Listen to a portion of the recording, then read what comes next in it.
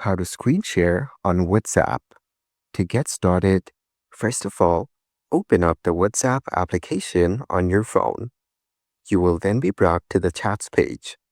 Here, you can view all your chats with friends on WhatsApp. Now, go ahead and open any chat from here.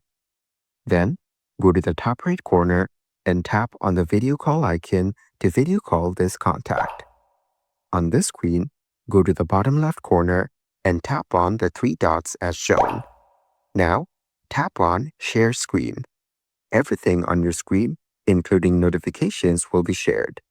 You can enable Do Not Disturb to prevent unexpected notifications. You can stop sharing whenever you want. Following these steps, you can easily screen share on WhatsApp. Thank you for watching. Please leave a like if this tutorial helped you, or leave a comment below if you have any questions related to the video.